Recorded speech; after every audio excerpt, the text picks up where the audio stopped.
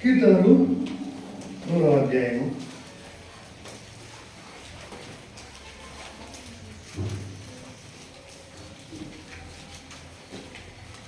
100 చదవండి. అందరం చదువుకున్నావా? వచ్చిన మనిషి చదువుకున్నాం.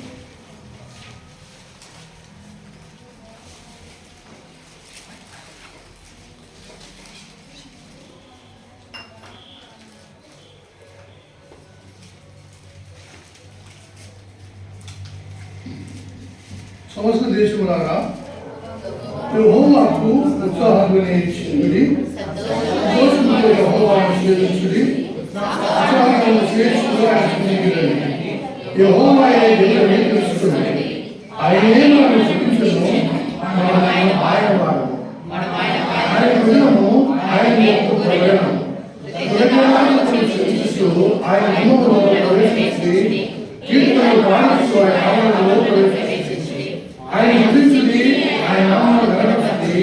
యెహోవా దయాళుడు, ఆయన కృప నిరంతరము.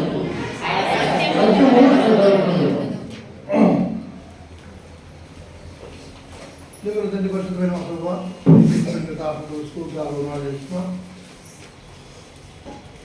ప్రేమ నమ్మకమైన దేవునికి, ఘనమైన రాజుకు సాగిపడి నమస్కరిస్తున్నా. ఆయన నన్ను ప్రేమించి దయతో ప్రేమతో మీ యొక్క మహా కనికరము, ప్రేమ సమాధానాలతో ఇది నిక్షేమంగా తీసుకొచ్చినాను. మీకు వందలు తెలుస్తున్నాను. నిపుణులైన వారిని అంతా నిక్షేమంగా తీసుకొచ్చినాను. మీకు వందలు తెలుస్తున్నాను. కృతజ్ఞతలు స్తోత్రాలు తెలుస్తున్నా. ఇంకా రావాల్సిన వారందరినీ సజీవుడు యేసుక్రీస్తు శక్తిగా శ్రేష్టమైన నామములో తండ్రి క్షేమంగా తీసుకురావని సూచిస్తున్నాను. ఈ ఘనమైన నామములు ఈ సమయమందు నీ సహాయం కోరి సాగిలపడి నమస్కరిస్తూ స్తుతిస్తున్నా. మానమాత్రుడను నరమాత్రుడను తండ్రి నీ వాక్యమును ప్రకటించుటకు, నీ వాక్యమును వివరించి పంచిపెట్టుటకు నేనే కాటివాడను. నా దేవా, నా జ్ఞానం ఏర్పాటిది, నా బుద్ధి ఏర్పాటిది. నీ పాదం దగ్గర పడి ప్రాణయపడుతున్నా, బతిమలాడుతున్నా తండ్రి. కనికరించి కటాక్షించి ఈ శరీరము మట్టి కట్టుకుని వాడుకోనని నేను సూచిస్తూ స్తోత్రిస్తున్నాను. సర్వకృపానిగా యేసుక్రీస్తు నామం పేరట సాగిలపడి ఘనమైన తండ్రి నీ యొక్క వాడి యొక్క నామంలో సూచిస్తూ స్తోత్రిస్తున్నాను. ఇది నేను వాడపడటకై నీ పరిశుద్ధాత్మ యొక్క అభిషేకము నడిపింపు దయచేయమని మాటలు ఈ దీనిలో వచ్చి నడిపించడం వేడుకుంటున్నాను. ఈ శివస్సును మరుగుపరుచుకొని ఈ శివరక్త ప్రక్షించి దేవాయుడిని వాడుకోమని, నీ దయాప్రభు సంకల్పమయంలో నెరవేర్చుకోమని మేము మా ప్రభువును మా రాజును ఇచ్చిన ఆజ్ఞను బట్టి ఆత్మతో సత్యముతో ఆరాధించినట్లు ప్రభా యథార్థంగా ఆరాధించినట్లు దైవ పాలించుకుని నా ప్రేక్షకుడు కుమారుడు నా ప్రభుని కారణంలో స్తుతిస్తూ ప్రార్థిస్తూ వేడుకుంటున్నాం పరమ తండ్రి.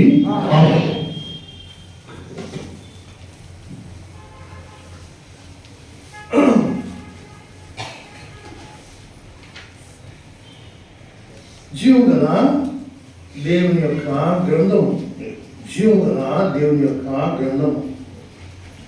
ఈ మాటలు జీవమునిచ్చేటివి, ఈ మాటలు మానవునికి జీవమిచ్చేటివి, ఈ మాటలు మానవునికి బ్రతుకునిచ్చేటివి, ఈ మాటలు మానవునికి తృప్తినిచ్చేటివి, ఈ మాటలు మానవునికి నెమ్మదిచ్చేటివి, ఈ మాటలు ఆ వ్యక్తి యొక్క జీవితాన్ని ఒక వింతగా మార్చేటివి.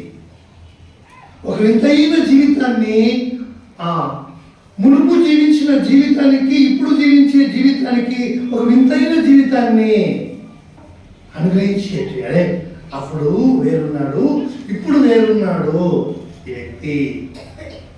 నిజంగా ఈ వ్యక్తి దేవుని చేత మార్చబడినాడు, ఆ దేవునిలో ఆ శక్తి ఉంది అని ప్రపంచానికి చాటి చెప్పే మాటలు ఇవి.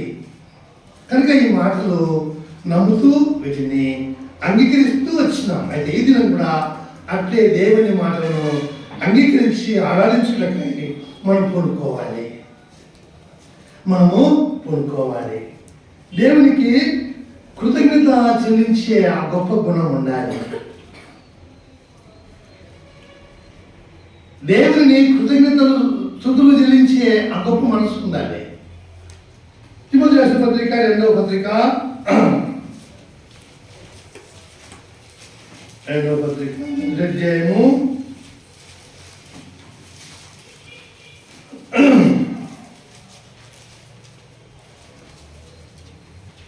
5వ వచనం అనుకుంటా, చదవండి. నా ప్రార్థనను ఎడతెగక నిన్ను జ్ఞాపకం చేసుకొనుచు నీ కన్నీళ్లను తలచుకొని నాకు సంపూర్ణ ఆనందం కలుగుటక నేను చూడవలనని రేయింబగలు అపేక్షించుచు నీ యందున్న నిష్కపటమైన విశ్వాసం చేసుకొని నా ఆచార ప్రకారం నిర్మలమైన మనస్సాక్షితో నేను సేవించుచున్న దేవుని ఎడల కృతజ్ఞుడనై ఉన్నాను. ఆ విశ్వాసము మొదట నీ అవ్వ అయిన లోయలోను నీ తల్లి అయిన యునేకిలోను వసించెను. అది నీ యందు సహా వసించుచున్నదని నేను రూఢిగా నమ్ముతున్నాను. నేను సేవించుతున్న దేవుని ఎడల కృతజ్ఞుడనై ఉన్నాను. నేను కలిగిన దేవుని ఎడల కృతజ్ఞుడనై ఉన్నాను.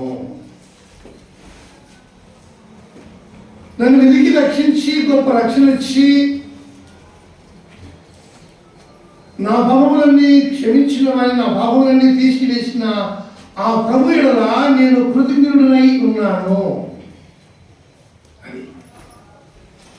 కృతజ్ఞుడై ఉన్నప్పుడే ఆయనకు ఒక సమర్పణ జీవితం కలిగి ఆయనను ఆరాధించుటకు, స్తుతించుటకు, కీర్తించుటకు, కొనియాడుటకు తన నోటి ఆయన గురించి ఆయన గుణాతిశయులను ప్రచురము చేయువాడుగా ఉంటాడు. ఆయన గుణాతిశయములను ప్రచురము చేయువాడుగా ఉంటాడు. కనుక అటువంటి గొప్ప ధన్యత మానవునికి, తన ఎద్దుకు వచ్చిన వానికి, తన యొక్క రక్షణ పొందిన వానికి, తన రక్తంలో ఆ వ్యక్తి యొక్క భావమును కనుక్కున్న వానికి ఇచ్చిన గొప్ప ఘనతది, గొప్ప ఘనత. కనుక కృతజ్ఞులమై ఉండుట, కృతజ్ఞుడనై ఉన్నాను కృతజ్ఞత. ఈ కృతజ్ఞతలోనే జీవితం అంతా మార్చబడుతుంది. కృతజ్ఞత లేకపోతే బ్రతుకు మార్చబడదు, ప్రవర్తన మార్చబడదు, జీవన విధానము మార్చబడదు. భయభక్తులు లోపల పుట్టవు. దేవుని యందు భయభక్తులు మన హృదయంలో పుట్టవు. కృతజ్ఞతలో నుండే అన్ని బయటకు వస్తాయి. కనుక నేను సేవించిన దేవుని చదవమా, మనస్సాక్షితో నేను సేవించుచున్న దేవుని ఎడల కృతజ్ఞుడనై ఉన్నాను. కనుక నిర్మలమైన మనస్సాక్షితో నేను సేవించుకున్నా. ఈ బైబిల్ అయితే నిర్మలమైన మనస్సాక్షితో నేను సేవించిన దేవునికి కృతజ్ఞుడనై ఉన్నాను. కృతజ్ఞతా భావము, కృతజ్ఞతా బుద్ధి. యెషయా గ్రంథము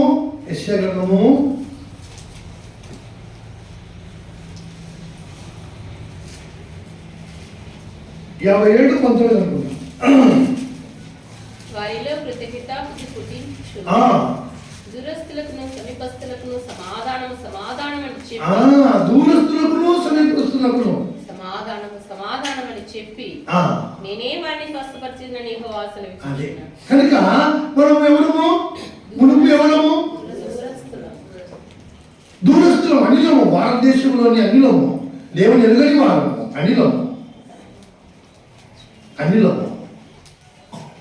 కనుక అందుకే ఎఫెసీయుల పత్రికలో 13వ వచనంలో, 2వ అధ్యాయం 13వ వచనంలో ఇప్పటికి మనము ఎన్నిసార్లు తింటామో, ఆయన నేను దూరస్తుని, ఈయన సమీపస్తుని చేసుకున్నాడే, ఆ సమీపస్తునిగా చేసుకున్న ఆయన్ను నేను నిర్మలమైన మనసాక్షితో సేవించుతూ ఆయనకు నేను కృతజ్ఞుడై ఉన్నానా? ఆయనకు నేను కృతజ్ఞతలతో ఉన్నానా? ఆయనకు నేను కృతజ్ఞుడై ఉన్నానా? అది ఉండాలా.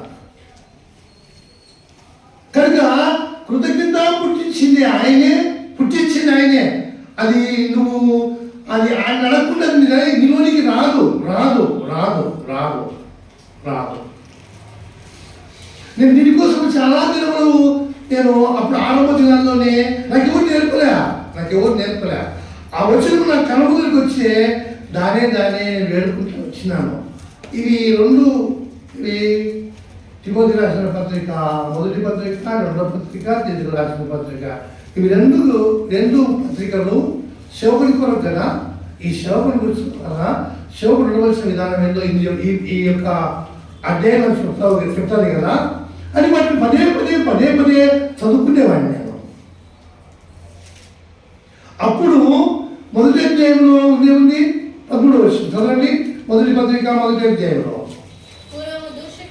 పూర్వము దూషకుడను హింసకుడను హానికరులను తన పరిచర్యకు నియమించుకున్నాడు, నమ్మకమైన వాడిగా ఎంచినాడు.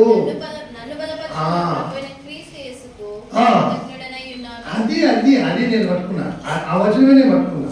నేను కూడా దూషకునే, హింసకుడనే, హానికరునే. కనుక ప్రభువును దూషించిన వాడిని కూడా నేను ఎన్నాళ్ళు జ్వరం వచ్చింది నాకు. జ్వరం వచ్చండి తెగడాలి సూర్యెత్తనాలు ఏమైనా తెగడా. ఆఖరికంగా ఏం చేసినంటే కొండకు పోతున్నా పెద్ద పెద్ద సామాన్ మోసుకుంటున్నా. నాకు జ్వరం వచ్చిందిరా అంటే రోజు కూర్చుంటారు, అందరూ కూర్చుంటారు. కూర్చొని రోజు కూర్చున్న తర్వాత కొద్దిసేపు అర్ధగంట సేపు కూర్చుంటారు. కూర్చున్నాక మళ్ళీ ఎత్తుకుంటా. అట్లా జరుగుతుంది. కొండకు పోయింది, ఎక్కడ పోయినా ఇంకా ఏం పోయినా. అప్పుడు నాకు వద్దు పోని వేసి వద్దని అట్లు దేవుని దూషించిన వాడిని, దూషికుడను హింసకుడను. ఎవరైనా సేవకుడు నా దగ్గరికి వచ్చి రక్షణ స్వామి నమ్మకుండా కదా బాధ పెట్టారు. పోయింది అని చెప్తాను. వాళ్ళు వచ్చి వయసులో అనుకుంటుంది, ఎవరైనా నేను రక్షించడానికి వచ్చినాడు, నీ పాపములు తీసివేయడానికి వచ్చినాడు వాళ్ళు చెప్పనీకి వచ్చితే ఒక్క మాట కూడా మాట్లాడించేవాడిని కాదు. వాళ్ళు వచ్చుకో, మా అబ్బు పెళ్లి చేసింది ఎస్పీజే, మా ఆయన పెళ్లి చేసింది ఎస్పీజే, మా ఆయన పేరు పెట్టింది ఎస్పీజే, నాకు పేరు పెట్టింది ఎస్పీజే, నా కొడుకు పేరు పెట్టింది ఎస్పీజే.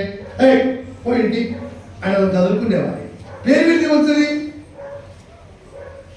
పేరు పెడితే నా పాపాలు క్షమించబడతాయా? పేరు పెడితే నా పాపములు తీసేయబడతాయా? యేసుక్రీస్తు నీ కొరకు పుట్టాడు అని చెప్పేవాడు కాదు నాకు. యేసుక్రీస్తు నీ కొరకు పుట్టాడు, నీ పాపముల క్షమాపణ కొరకు పుట్టాడు, నీ పాపము తీసివేయడానికి పుట్టాడు, నేను పరిశుద్ధుడిగా చేసి పరలోక రాజ్యానికి వాసుడిగా చేయడానికి పుట్టానా అది నమ్మురా అని చెప్పేవాడు కాదు నాకు. అప్పుడు లేదు, చెప్పేవాడిని రానియలేదు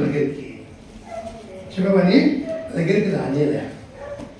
కనుక అటు నేను ఆ వాక్యం నమ్మి, ఓ ప్రభువా నాలో కృతజ్ఞత బుద్ధి పుట్టించు, లేకపోతే వల్ల నీకు నేను తిరిగి నేను బాధ పెడతా, వద్దు నాకు ఆ కృతజ్ఞత అది నాకు దయచేయి, అటువంటి మనసు నాకు దయచేయి, అటువంటి బుద్ధి నాలో పుట్టించుము. అతడు నీకు నన్ను నమ్మకమైన వాడిగా ఎంచే కదా నువ్వు చేతులు పెట్టుకున్నావు. నేను నీకు మీద ఎప్పుడే కానీ అపనమ్మకంగా నీకు బతకూడదు, అట్లా ఉండకూడదు, దయతో నాకు నేర్పించు, అతని వల్ల బతుకులకై నా ప్రభుత్వము అడుగుతూ వచ్చినాను. కనుక అటు వేడుకొని ఏది కూడా బైబిల్లో రాసింది ఏది కూడా మనం ఆయన దగ్గర ప్రాధాన్యపడి అడగకుండా ఏది మన జీవితంలోనికి రాదు. అవి రావు, అవి వచ్చేటి అడుగుడు ఇవ్వడు. అందుకే దానికోసమే నీ సంబంధమైనవి, నీ పరలోక రాజ్యానికి సంబంధించిన ప్రతిదీ నేను ఎట్టున్నాను, అప్పుడు పరలోక రాజ్యంలో నేను ఎట్టున్నానని కోరుకున్నావో, అందుకనే ఈ గ్రంథంలో రాసినావో అవన్నీ నా జీవితంలో ప్రవేశపెట్టుమో, నా హృదయంలో, నా మనసులో, మనసాక్షిలో వీటిని ప్రవేశించిపెట్టుమో అడిగిన పేరే ఇవన్నీ వాళ్ళకు కలుగుతాయి. కనుక కృతజ్ఞతా బుద్ధి కలవాలే కదా. వాళ్ళు ఎవరు? దూరస్తులు, సమీపస్తులు ఏమవుతారు? ఏం చెప్తున్నాడు? సమాధాన సువార్త మన దగ్గరికి వచ్చింది. చదవండి, అక్కడ ఏబిసి రాష్ట్ర పత్రికలో మరియు ఆయన వచ్చి దురస్తులైన మీకును సమీపస్తులైన వారికి సమాధానం అని సమాధాన కర్త దేవుడు నీకు సమాధానం అయినా రండి నా కాడికి భయపడకండి, మీకు సమాధానం, మీకు సమాధానం ఉంది. రండి రండి రండి అని పిలిచినవాడు. కనుక ఈ సమాధానము కలుగజేసిన ఈ ప్రభువుకు, అంటే వైరము లేకుండా చేసిన ఆ ప్రభువుకు మనం కృతజ్ఞతమై ఉండాలి, కృతజ్ఞతమై ఉండాలి. రెండో అధ్యాయంలోనే దైవోగ్యతకు పాత్రలు అనే మాట చూడండి. మీరు వాటిని చేయొచ్చు. ఏంటిది చేస్తున్నాము? ముందు శరీరం యొక్క, మనసు యొక్క కోరికలు తీసుకుంటున్నాం. ఈ మనసు ఏం చెప్తే కోరిక, ఆ కోరికలు తీసుకుంటూ బతికినాం. దీన్ని బట్టి ఏమొచ్చింది మనకు? ఈ మనసు యొక్క, ఈ శరీరం యొక్క కోరిక తీసుకున్న దానివల్ల ఏమొచ్చింది మనకు? ఏమొచ్చింది? దైవోగ్రత వచ్చింది. దైవోగ్రత లేకుండా చేసి సమాధానం నీకు నాకు సమాధానం. నీ సమాధానం కొరకు ఏం చేసినాడు?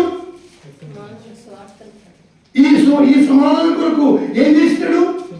శిలువలో రక్తం చెల్లించాడు. ఆ రక్తంతో కనబడిన వాడే దేవునితో సమాధాన పడతాడు. ఆ రక్తంలో కనబడినాడు దేవునికి వానికి ఎలాంటి సంబంధం ఉండదు. ఎన్నిసార్లు గుడికి రావచ్చు, ఏమైనా చేయొచ్చు, ప్రార్థన చేయొచ్చు, నువ్వు చేయొచ్చు.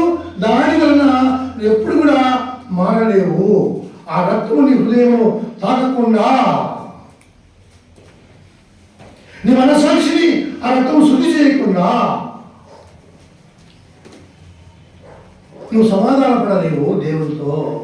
ఆ ఉగ్రతను తప్పించుకోలేవు. కనుక ఆ రక్తము నీకు అవసరము. చదవండి కొలస్సీయులకు రాసిన పత్రిక 19 వచ్చినాము. ఆయన యందు సర్వ సంపూర్ణత నివసించవలెనని ఆయన శిలువ రక్తము చేత సంధి చేసింటే సమాధాన పరిచి ఇరువురికి మానవునికి దేవునికి వైరము లేకుండా కనుక సంధి చేసి సమాధానపరిచి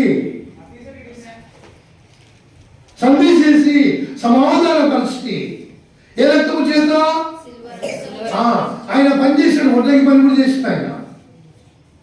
అప్పుడు కూడా రక్తం కారంటది. కరెంటులా దిబ్బలు తింటావా? చిన్నప్పుడు తింటుంటే ఆ కాలంలో చుట్టూ ఉంటాయి వాళ్ళకు. బీదవారింట్లో భయంకరమైన బీదవారింట్లో పుట్టాడు కదా. చెప్పులు తింటాయా? ఉండవు. కమ్మ తొక్కించాడు. ఇప్పుడు మన పిల్లల కంటే బిల్లుగా బుట్లు సముద్రం ఆడిపోయాను. కానీ అప్పుడు డాడీ మాకు ఆడి బుట్లు నాకు చెప్పులు దిగిపోతే కొండలో అవి ఆకులు 45 ఆకులు వేసి కాలికి కట్టుకుని నడుస్తున్నాం. ప్రిపేర్ సర్వ అంటే మాట చాలాసార్లు చెప్తాడు, అయ్యా గడ్డికి పోయి చెప్పులు లేక కాళ్ళు కాదంటే ఆకులు కట్టుకుని వచ్చినాయి అని అంటే వచ్చినాం. అదేం చెప్పులు ఇప్పుడు లేవు. కొండలో రాళ్ళు అంటే ఎండకు ఈ నుంచి చెప్పులు లేక కాళ్ళు ఆకులు నుంచి ఉంటాయి. ఆకులు ఎంతే ఉంటాయమ్మా? 10 నిమిషాలు ఉంటాయి, మళ్ళీ తెగిపోతాయి. ప్రభు కూడా వాళ్ళు ఎవరు ఏం కట్టుకున్నారో అలా వాళ్ళు పాపం చేసి ఆకులు కట్టుకున్నారు, కసరాలు కట్టుకున్నారు. ఊరినైనా రోజుడుకుతుందా అని ఏం చేశాడు ఆయన? శర్మపు కసరాలు కట్టించినాడు, తొలగించినాడు. కనుక నేనేమంటానంటే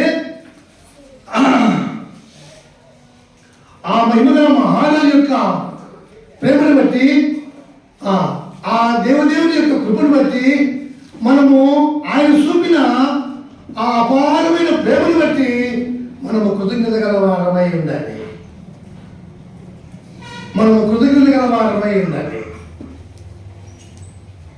కృతజ్ఞత లేని జీవితము దేవునికి వైరము అనే సత్యాన్ని కూడా మనం గమనించాలి.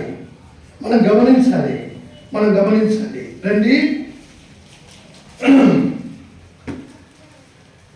తిమోతి రాసిన పత్రికలోనే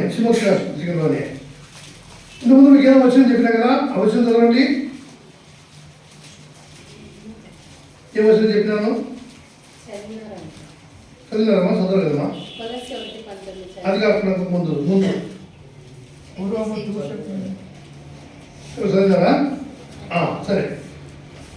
తిమోతి రాసిన పత్రిక 2వ పత్రిక 3వ అధ్యాయం. ఎందుకంటే ఒక సేవకునితో చెప్తాడు ఆయన, అయ్యా ఈ కృతజ్ఞత లేని వారుగా ఉంటే వారికి విముఖుడుగా ఉండవు.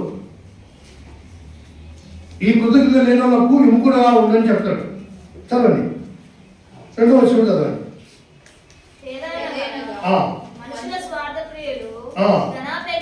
ధనాపేక్షకులు, బింకములాడవారును, అహంకారులను, దూషకులను, తల్లిదండ్రులకు అవిధేయులు. తల్లిదండ్రులు బాధ పెట్టేవాళ్ళు ఉంటారా ఇందులో? ఎవరిలో? తల్లిదండ్రులను అవిధేయులు, తల్లిదండ్రులకు అవిధేయులు, కృతజ్ఞత లేని వారు, అపవిత్రులు, ఎవరిలో? అనురాగరహితులు, అపవాదకులను, క్రూరులు, ద్రోహులు, మూర్ఖులు, గర్వాంధులను, ఎక్కువగా ప్రేమించువారు, పైకి భక్తి గలవారి నుండి దాని శక్తిని ఆశ్రయించు వారనే ఇందురు. మొత్తం వీళ్ళు ఎంతమంది ఉన్నారు? 22 మంది ఉన్నారు. 22 మంది ఉన్నారు. వీళ్ళు ఇలా గుణాలు ఎట్లా చూడండి. ఇచ్చి వారికి వాళ్ళే పిల్లలు పట్టించుకోవచ్చు. వాళ్ళు పట్టించుకునే అదేమి వాళ్ళు మారరు. ఇక అటునిగా మారరు. కాబట్టి వాళ్ళతో ఏంటంట అంత ఏమిటా ఆకు అని చెప్తాడు. ఎవరికి? సేవకుని చెప్తాడు. అంటే ఆయన ఎట్టున్నా ఆయన ఎట్టుంటాడు. ఆయన తన మనసు కష్టంగా తన మనసు కష్టంగా ఉండి కదా ఆయన చెప్పింది మాట. ఇది తన మనసుకు కష్టం అనిపించి ఈ మాట చెప్పినాడు, నువ్వు కూడా అట్లే ఉండని.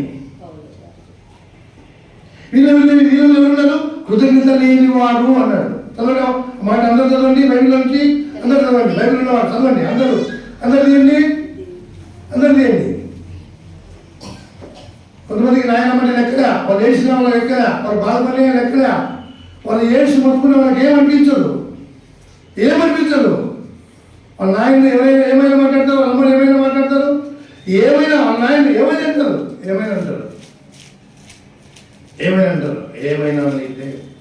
వాళ్ళ అమ్మని ఏమైనా నీకు వెనుకాడరు. ఎవరిల్లు? విధేయులు నాకు రాదు.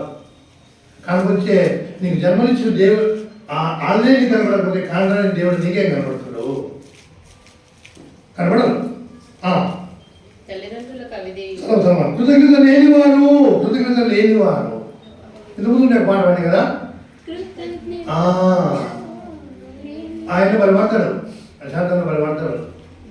కృతజ్ఞత లేనివారు వేల కొలదిగా కూలినను, కృతజ్ఞత లేనివారు వేల కొలదిగా కూలినను.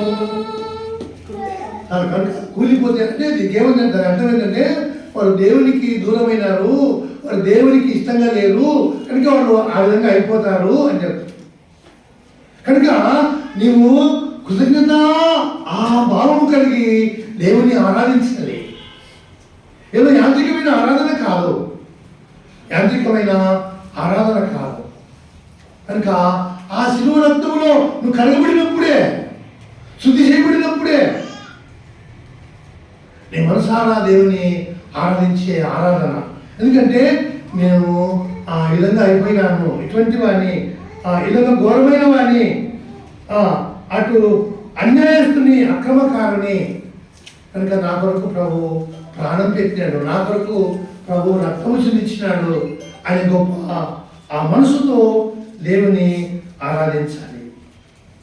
కనుక మనము ఎక్కడున్నాము? చీకట్లో ఉన్నాము. ఎక్కడున్నాము? చదవండి మత్తయి సువార్త 4వ అధ్యాయంలో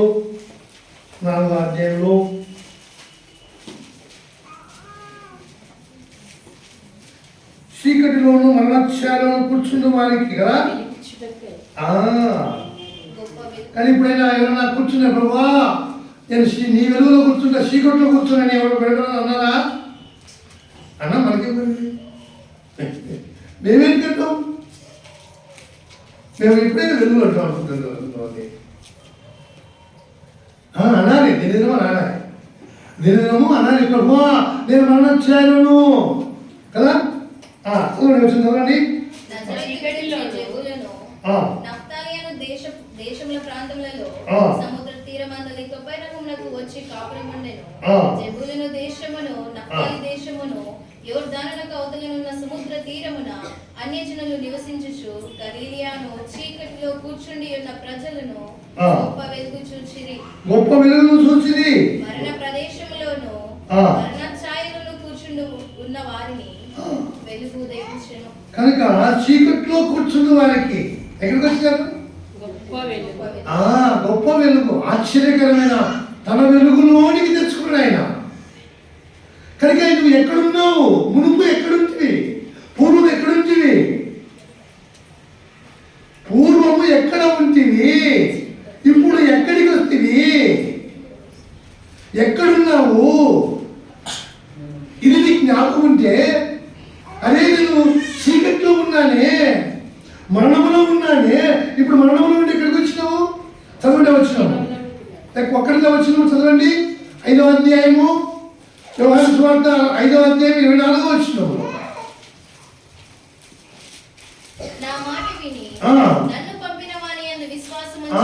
నన్ను పంపిన వాని యందు విశ్వాసముంచు నిత్య జీవము గలవాడు. వాడు తీర్పులోనికి రాక మరణంలో నుండి జీవంలోనికి నిన్ను దాటించిన ఆయన ఎడల ఎంత కృతజ్ఞత ఉండాలి?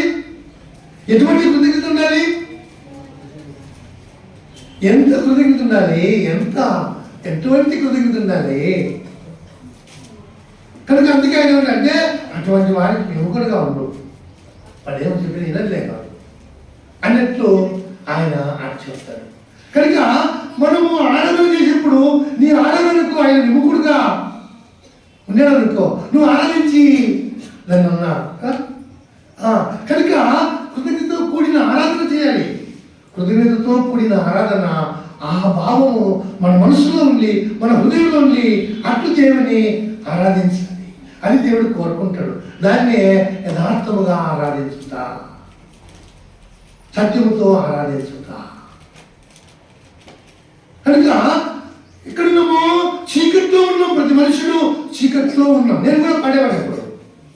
నేను కూడా ఆంధ్రప్రదేశ్ కీర్తనలో దాదాపుగా చాలా నాకు కంటపడం వస్తుంది. ముత్యాలపాడు స్కూల్లో నేను చదివిన కాబట్టి చాలా నాకు కంటపడంగా చేసింది.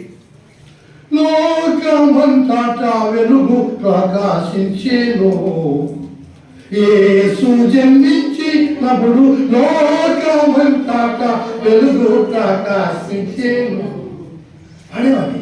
కానీ లోకమంతా వచ్చింది నా హృదయంలోకి వచ్చిందా, నా బతుకులోకి వచ్చిందా ఆలోచన నాకు రాలే. అప్పుడు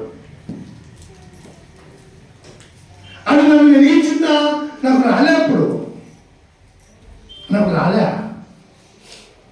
అయితే ఆ ప్రభువైన దేవుడు నన్ను కనికరపడి నేను ప్రభువాన్ని పాపినప్పుడు నా పాపములను క్షమించిన. అప్పుడు నేను వెలుగులోకి వచ్చిన. అప్పుడు నా హృదయము అప్పుడు నా హృదయం వెలిగింది. నా హృదయం వెలిగింది. యేసు రక్తం ప్రతి పాపము కడుగును అనే మాట నా బ్రతుకును వెలిగించింది. అట్లే ఎందుకు ఏమయ్యా అంటే నేను చాలా ఘోర పాపాలు చేసిన. ఎవరిని బట్టి కొట్టా. అడవిలో మొగోళ్ళే పెద్దవాళ్ళు ఎవరైనా చెప్తారు. పెద్దవాళ్ళు ఎవరైనా చెప్తారు. అట్లు భయంకరమైన మనిషిని, అదొక రకమైన మనిషిని, అదొక రకమైన మూర్ఖ స్వభావం గలవాడిని.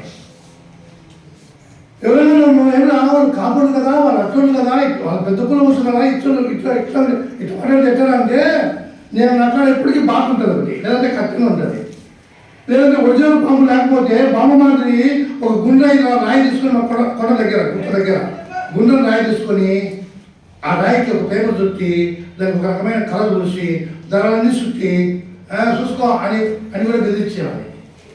అది నా పరిస్థితి. అంటే నేనేమీ సరే బతకాలా, నేను బతుకులు ఎవరిని నమ్ముతా, నేను బతకాలంటే ఎవరిని నమ్మలేను. అది నా పద్ధతి అది. కనుక నేను పొడిచే కత్తి దిగకపోతే నీ కులం గొప్పది అంట నేను. నా కత్తి దిగకపోతే నీ కులం గొప్పది అంట నేను. అప్పుడు నేను నీకు నమస్కరిస్తా, నువ్వు పైన కూర్చుంటే నేను కింద కూర్చుంటా. అటువంటి మనసు నాది. అటువంటి మూర్ఖుని నేను. అటువంటి వాడిని అటువంటి ఘోరమైన మనసత్వం గలవాడిని, మరి చీకట్లో ఉన్నవాడిని ఆ వెలుగు అంటే పాపాలు చేసి అటు ఘోరమైన స్థితిలోకి వెళ్ళిపోయిన నేను నా పాపములు క్షమించబడవి, నాకు నరకమే అని ఆకాశంకి చూసి ఎన్నోసార్లు ఏడ్చి తలకాయించుకున్నాను. వద్దునే ప్రభువా, నువ్వు పరిశుద్ధుడవు, నేను పాపాలన్నీ దండిగా చేసిన, నిన్ను క్షమించమని అడగడం కూడా మర్యాద కాదులేని తలకాయించుకొని ఏడ్చుకొని పోయిన దినాలు చాలా ఉన్నాయి నా జీవితంలో. అటువంటి వాడికి యేసు రక్తం ప్రతి పాపం కడుగుతుందంట అంటేనే నా మనసు అంత ఆనందంతో పోలే. ప్రతి పాపం కడుగుతుందా? అన్ని పాపాలా? అవును, అన్ని పాపాలు. ఆ మాట నా హృదయమును ఆదరించింది, నా హృదయమును వెలిగించింది. పాయరా పాపాలన్నీ పాయరా, ఓట్ల నన్ను కడుగు, అన్ని కడుగు, ఒక్కటి కూడా ఉంది నాకు. తిరిగి పాపం చేయకుండా కూడా తను ఈ పక్క నుంచి కొన్నా ఆయన అన్నోళ్ళు ఎప్పుడైనా ఇవ్వండి, ఇవి తోలబండి, మనసు దుబ్బుకొని ఇటు తోలబండి, ఇటు పక్క పోకూడదు. కనుక ప్రభువైన యేసుక్రీస్తు శక్తిగల నామములో, పరిశుద్ధమైన నామములో వేడుకలు ఏంటంటే ఆ రక్తము, ఆ అమూల్యమైన రక్తమును నీ కొరకు చిందించిన నిన్ను ఆ రక్తంతో కడిగి ఒకరి నుండి తప్పించినాడు. చీకట్లో నిన్ను తన ఆశ్చర్యకరమైన వెలుగులోనికి, వెలుగంటే ఇదిరా, వెలుగంటే ఇది, జీవనిచ్చి వెలుగు. ఈ వెలుగు ఏం చేస్తుంది? ఇది కూడా అవసరమే, సూర్యుడు కదా మనకు అవసరమనే కలగజేసిన దేవుడు ఆయన. కానీ ఈ వెలుగు ఏంటంటే నీతిశ్వరుడు. ఎవరైనా చదవండి, అక్కడే ఎక్కడ మతేశ్వర పక్కనే ఉంటుంది, మలాకిలో 4వ అధ్యాయంలో 2వ వచనంలో మీకు నీతిశ్వరుడు ఉదయించును, ఆయన రెక్కలు ఏముంది? ఆ రెక్కల నుంచి ఏం చేసినాడు? ఈ రెక్కల నుంచి ఏం చేసినాయా? రెక్కలు చూడండి, ఈ యొక్క రెక్కల నుంచి ఏం చేసినాడు? రక్తము చిందించినాడు. రక్తం అండి, రక్తము దారి పోసినాడు. ఇక్కడి నుంచి నీకు నాకు ఆరోగ్యం వచ్చింది. ఆయన గాయపడి గాయపడిన నుండి ఏమొచ్చింది? పెద్ద దశ బతకలేకండి. ఆ గాయముల నుండి మనకేం కలుగుతుంది? స్వస్థత కలుగుతున్నది. ఎక్కడికి? కొంత శరీరానికి అనుకుంటారు, శరీరానికి ఏదో తగ్గుకో, పడిశానికో, లేకపోతే జ్వరానికో, ఇంకొక రోగానికో అనుకుంటారు. యేసు రక్తం చేయమంటే రోగానికి అనుకుంటారు, బుద్ధి లేకుండా. యేసు రక్తము ప్రతి పాపము కడుగును. ఆయన చిందించిన రక్తము ఏం కలుగుతుంది? ప్రతి పాపము కడిగి నీకున్న పాపము వ్యాధిని స్వస్థపరుస్తుంది, పాపము కుష్ఠరోగమును తీసివేస్తుంది. చదవండి, మనం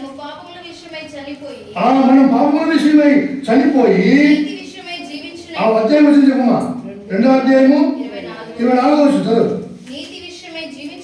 నీతి విషయమై జీవించున్నట్టు ఆయన తానే తన శరీరమందు మన పాపములను మోసుకొనెను. ఆయన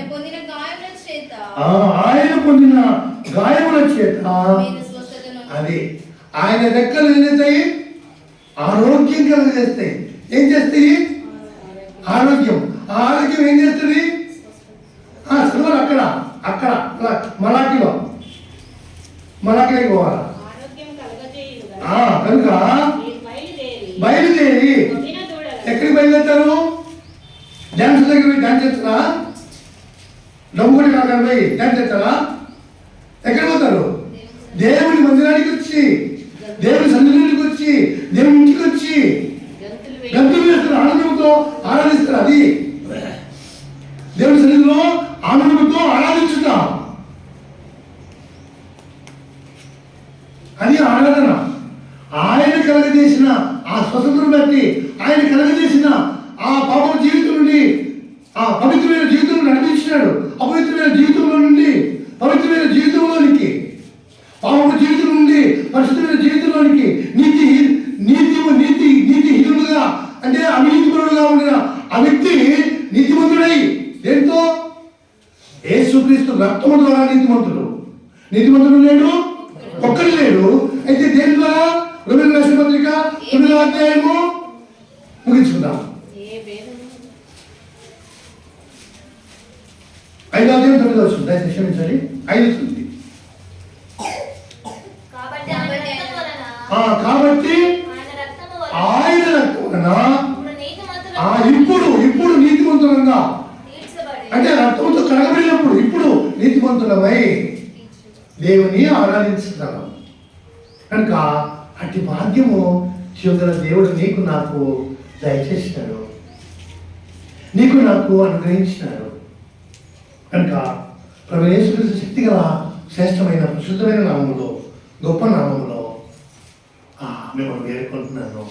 కృతజ్ఞత గలవారిని అయ్యా, నన్ను ఇటువంటి వాడిగా ఉంటే నన్ను ఇటువంటి వాడిగా చేస్తున్నావే. కనుక నేను పాపిగా ఉంటే నన్ను నీతిమంతుడిగా చేస్తున్నావే. ప్రభు దూరస్తుని నన్ను సమీపస్తునిగా చేసుకున్నవే. చీకట్లో ఉన్నవాడిని ఆశ్చర్యకరమైన వెలుగులను తెచ్చినవే.